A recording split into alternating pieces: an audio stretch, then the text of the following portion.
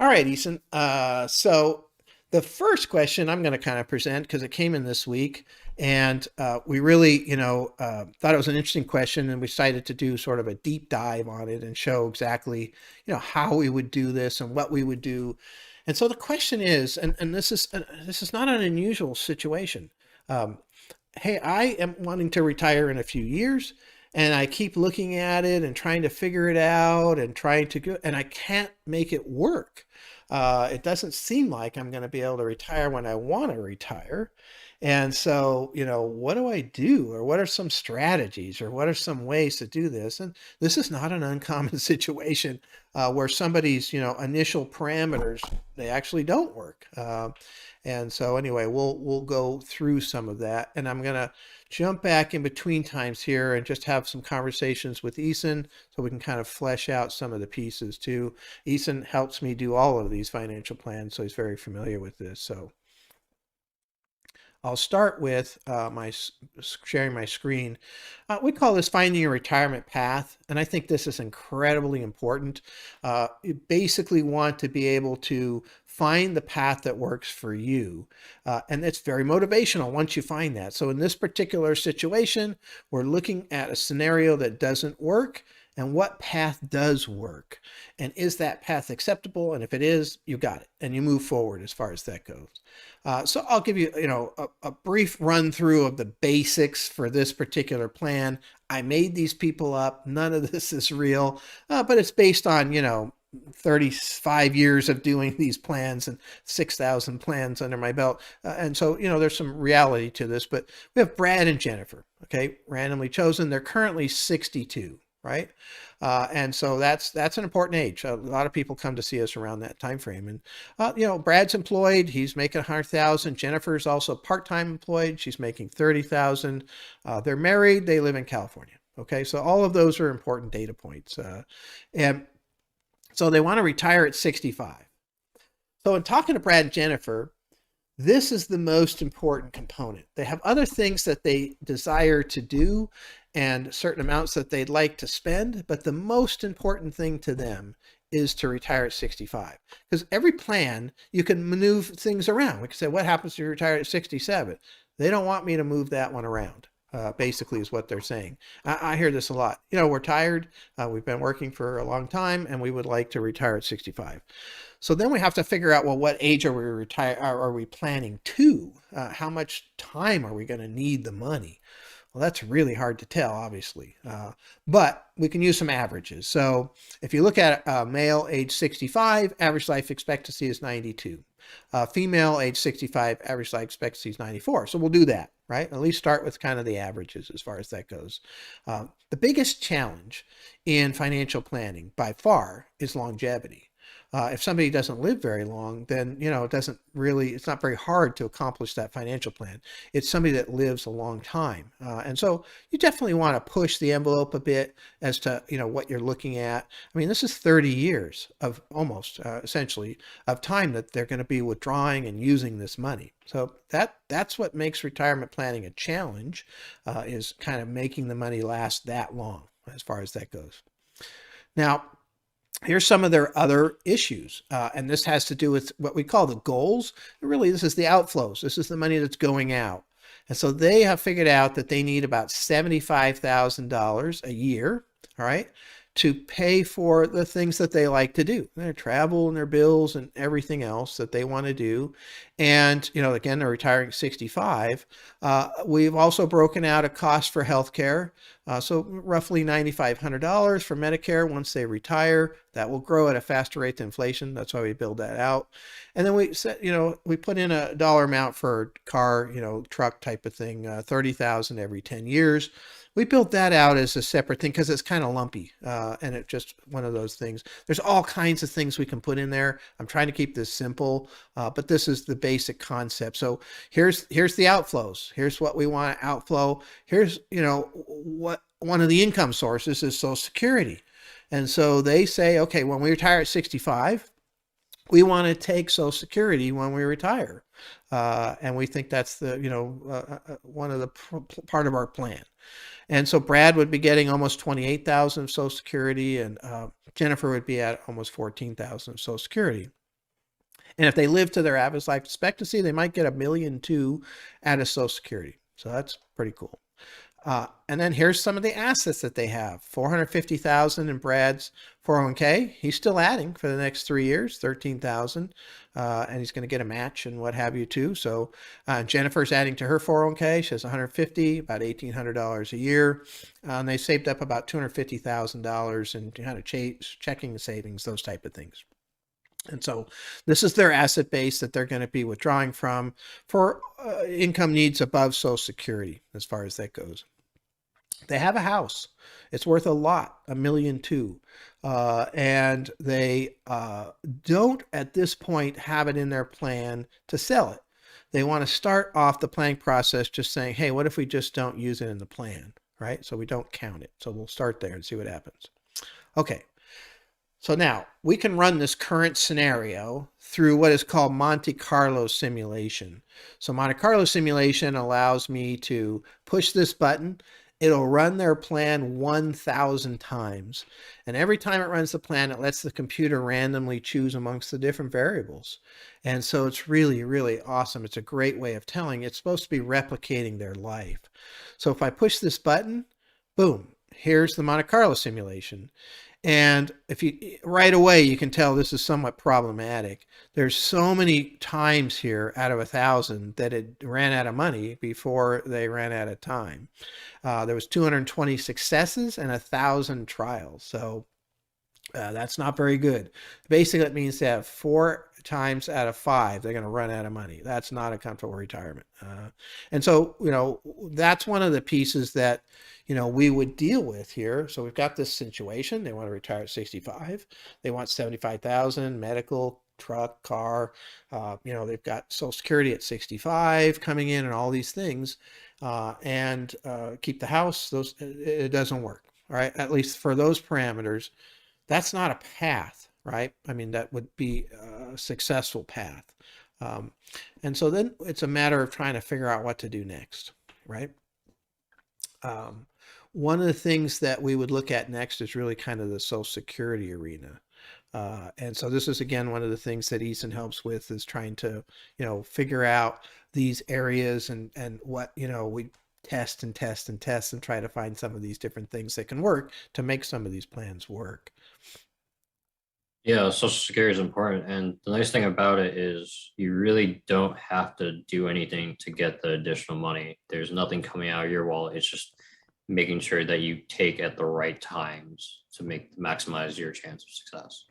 Yeah, it's we do seminars, or we were doing seminars before the pandemic, just on Social Security, pack the house every time.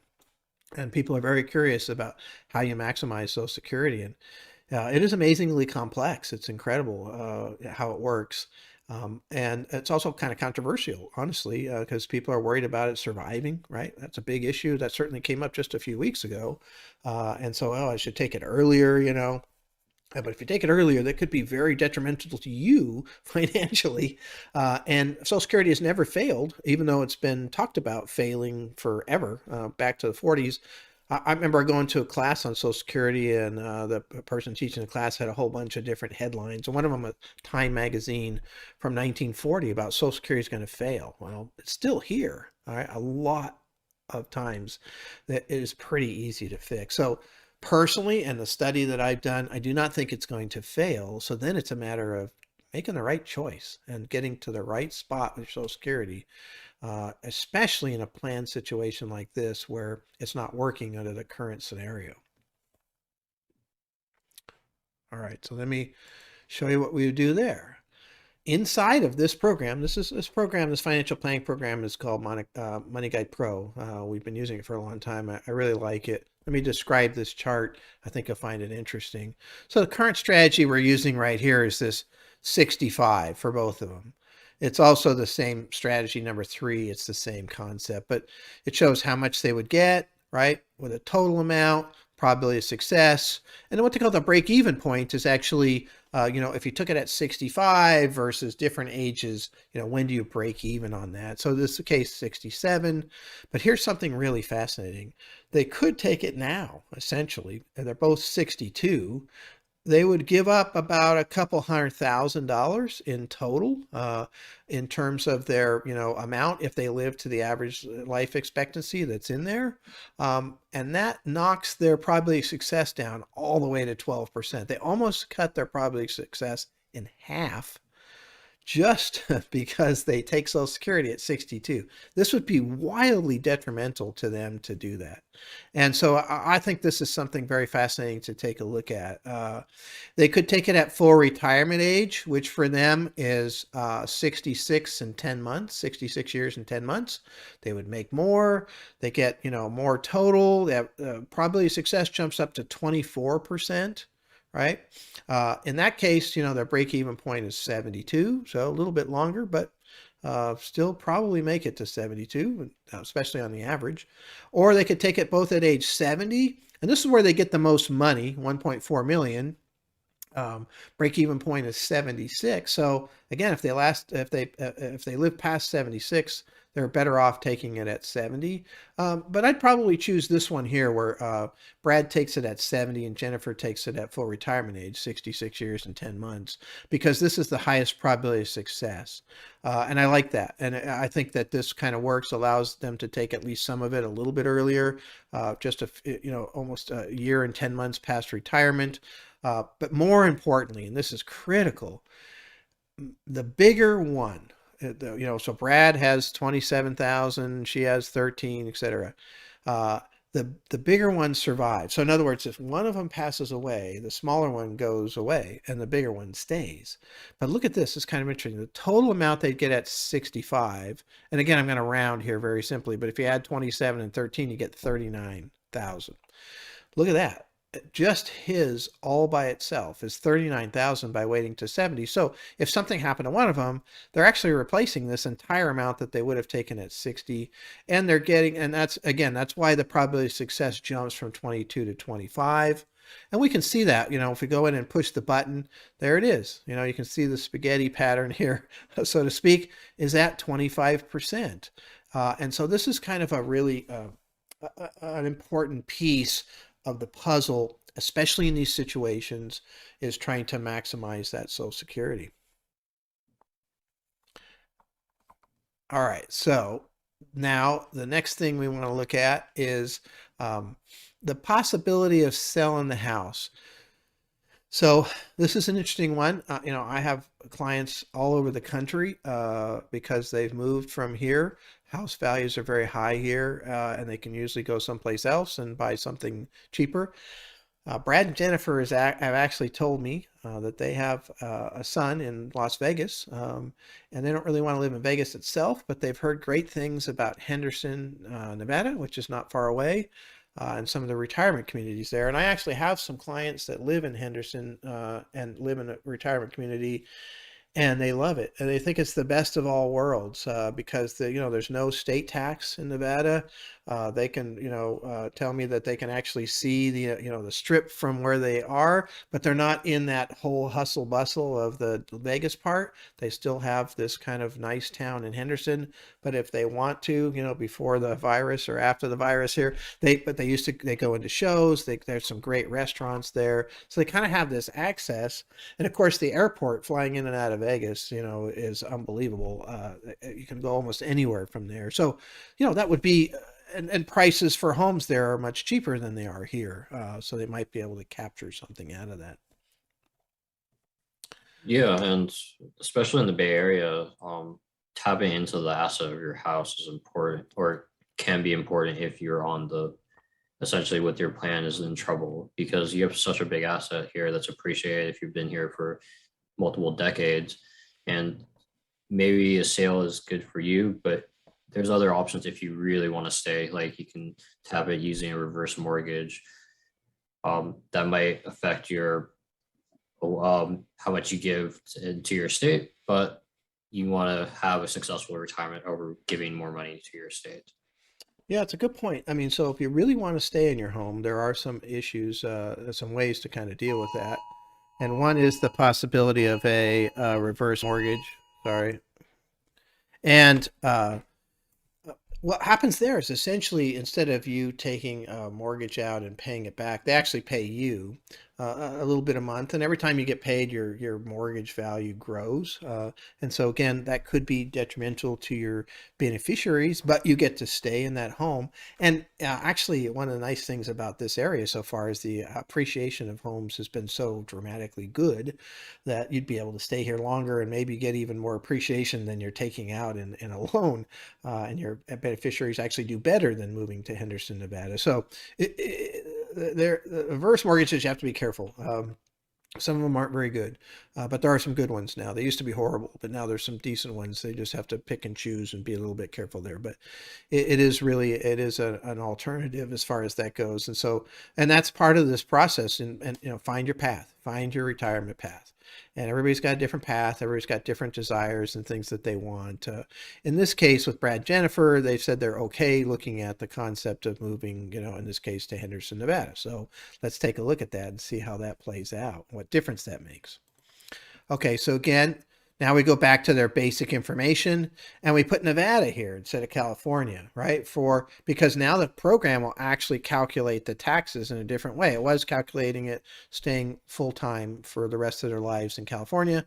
Now we're going to say, at retirement, we're moving to Nevada. And so there's lower tax. And so that makes a difference. But you're also theoretically going to be buying a cheaper place.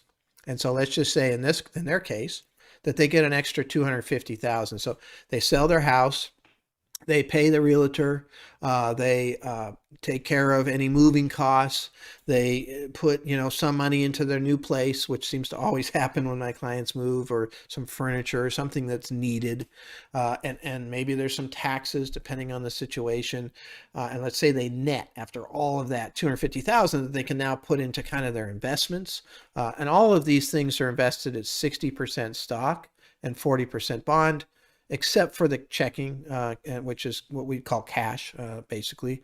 And so this would be invested in that same 60-40 mixture. And then again, now that we've changed the plan, we can go back and see. So far we went from 22% on the base case, so to speak, to 25 when we maximize Social Security. And let's see what happens if we sell their house and move to Henderson and net 250,000 and lower our taxes because there's no state tax in Nevada. We hit the button here again, and that's a pretty big difference. That moved all the way up to 77% probability with that move. So makes, if they're okay with that, if that's a path that is, acceptable to them, it really makes sense financially. It really does work. And so that's another piece as far as that goes. So it's really, really fascinating. Again, this is why we have so many people that have moved all over the state and all over the country to different places. Not everybody wants to move. I have a lot of clients that don't want to move at all. But I will say those people that have moved, that wanted to move, they've been pretty happy. I haven't heard from anybody over the years, that they were really unhappy with the fact that they moved. The only time I've heard anything, and this is one thing you got to be a little bit careful about, is somebody that moves to a really small rural area like Arnold, or here in California, you can move up into the foothills in Arnold, mainly because, or Sonora, whatever. These are scenarios that I've run into just in my practice, mainly because if they have a health issue, you have cancer, you have Parkinson's, or you have whatever, they don't have the facilities there to really deal with you, and you're having to go out on a regular basis for treatment and maybe go down to Sacramento or Modesto or San Francisco, and a lot of driving, and it just kind of takes away. So I would focus, and that's where like Henderson and Las Vegas, in this case for Brad and Jennifer, makes a difference. They're going to run into some pretty good care facilities there. And if they had to go out for something pretty major, like come back to Stanford, they could get back to Stanford pretty easy out of the Vegas airport, like an hour and 20-minute flight. So those are considerations for that move as far as that goes. But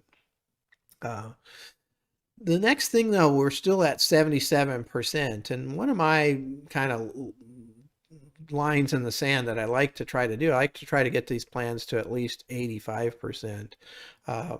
if you understand Monte Carlo simulation, 85% is probably overkill, but I do like to really make sure that people have a successful retirement as much as we can possibly do that.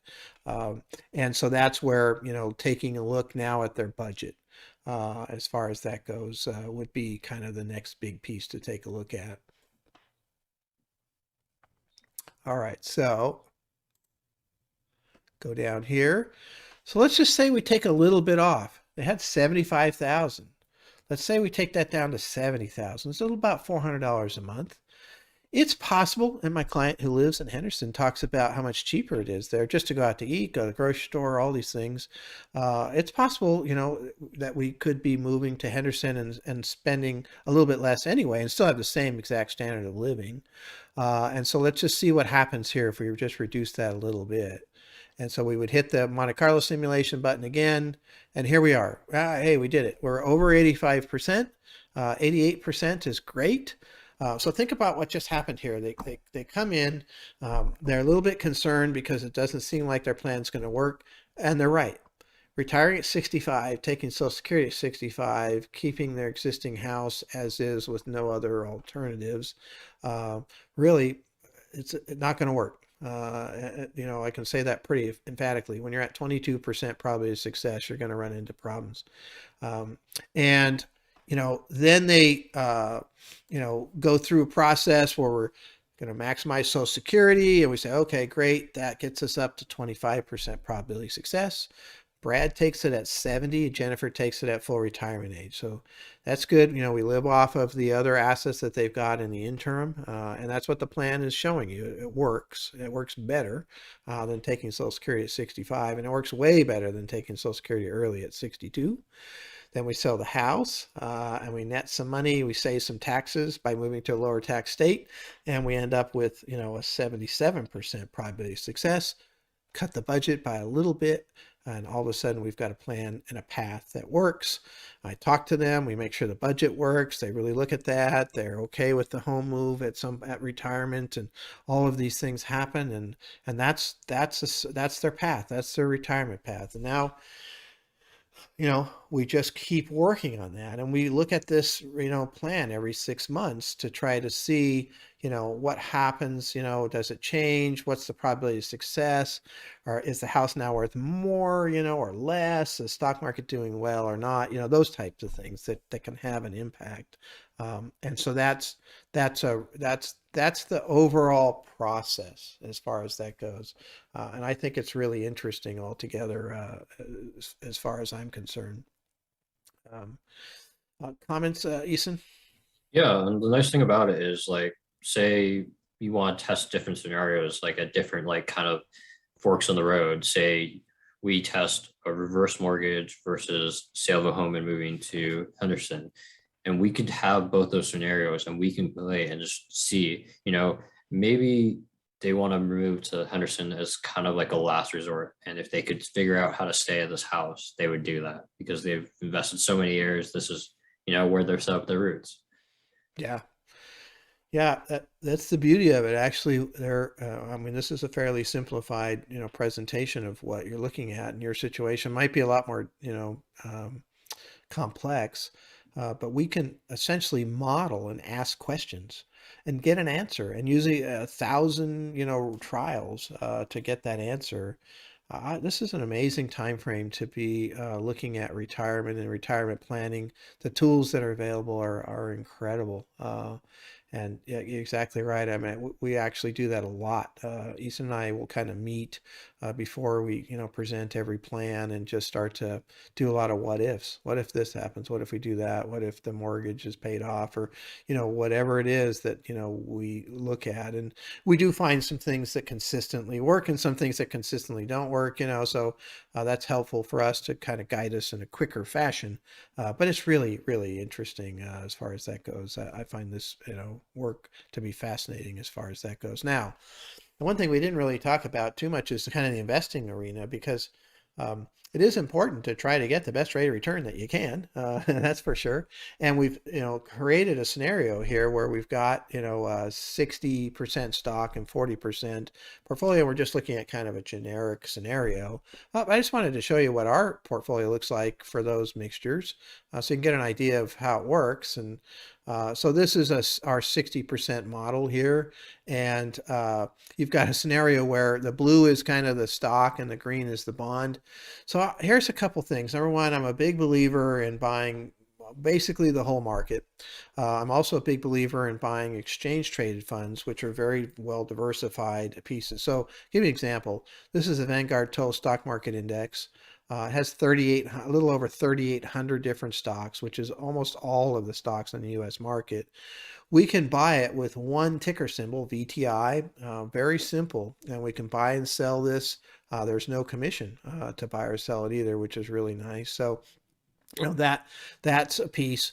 I'm a big believer in using the biggest companies in the country that provide exchange traded funds, which are Vanguard, which is number two, and then iShares is owned by a company called BlackRock. And so that's number one. That's the biggest provider of exchange traded funds. And then Spider here, SPDR, is actually a company called State Street back in Boston. They're the third biggest. And so if you look, you'll see an awful lot of those three companies. I like, they kind of are big enough to get enough volume into these ETFs. They'll be around for a long time.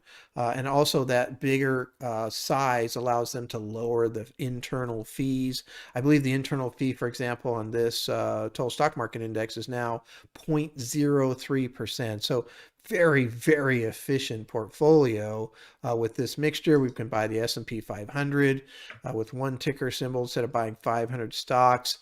We can buy ESG stocks. So this is in the portfolio because these are doing well. So this ESG portfolio here, this Vanguard ESG portfolio, is actually exactly the same as this total stock market, but what they've done is applied an ESG screen. And so in that screen, what they're doing is they use an outside company to analyze all the different companies out there, and they give them a number based on how they interact with the environment, how they interact with their community, how they interact with their employees. And ESG stands for environmental, social, and governance. And so in this particular portfolio, they're only buying those stocks that are here in the total stock market that meet a certain ESG number. These have been doing very, very well. So that's why they're in there. I know I like big stocks because they're safer, in my opinion, more liquid. So the top 200 stocks on the growth side, top 200 stocks on the value side. Healthcare and utilities is doing quite well right now for a variety of different reasons. So, we've got our bond portion here with treasuries, and this is the total bond market index, which has, just tens of thousands of different bonds in it. So the diversification is unbelievable here. And if somebody wants to get income, like let's say Brad and Jennifer, when they retire, if they don't take their Social Security, what we would do is we increase this money market to 5%, and we take the money from the money market until it runs down, and then we rebalance the portfolio to bring this back to 5%. It's what's called a systematic withdrawal. So this is how we would handle Brad and Jennifer's, income need, especially during that time frame when they're not taking Social Security. As far as that go, probably take it out of their trust account first, and then eventually take a look at their 401k IRA assets as far as that goes. We also have a pure ESG portfolio. So for those of you who are really interested in kind of that social responsible portfolio, this is all ESG pieces, ESG screened. This is the S&P 500 for ESG, etc. So we can accommodate that, and we've had these portfolios for a long time, and they're very efficient, and they've done quite well. Actually, been very, very pleased with that. So that's important component of it. If the plan is saying, okay, here's the averages and here's what's going to happen, and Monte Carlo simulation is looking at some bad situations, but you got to be careful that you don't create those bad situations yourself by going into the wrong invested areas, and really finding a situation where you don't want to hamper your own abilities, your own retirement plan, by having horrible advice. And unfortunately that does happen, but try to keep that to a minimum. I think that's important, because that would help, especially in the situation where you're kind of on the edge of making it work just right, as far as that goes. So any closing comments, Ethan? Yeah, like especially finding that your correct risk tolerance and finding that for your portfolio. If you're that 60/40, being able to stick through that will really help you in the long term. Yeah, that's a big piece that I didn't really cover, which is just, we just randomly chose a 60/40 mixture, 60 stock, 40 bond, because it's very popular. Our overall practice is roughly that right now. I think we're 63% stock across all of our accounts. But everybody's got a different personal risk tolerance. And so that would be a part of the planning process. And maybe for you, you really can't handle more than 20% risk, and that's okay. And so that's your path. That's part of the path, and we got to figure out what that means. Or you really like more risk. You believe in the stock market more, and you really want maybe an 80% portfolio, and we can do those too. We have basically our portfolios go by 10% increments from 0 to 10 to 20 to 30 to 40 all the way up to 100% stock. And so that we can accommodate those risk levels. But that's a good point. That's a super important area altogether of this whole concept, is just making sure that you're matching the risk. The plan can say you need a certain level of risk to make it work, but if your personal tolerance is lower than that, you need to readjust the plan to that lower tolerance and find the path that works. Because in the end, if you're taking more risk than you can mentally handle, you will lose. That's been my experience. So that is a part of the process that we would normally go through there too. So it's a good point. So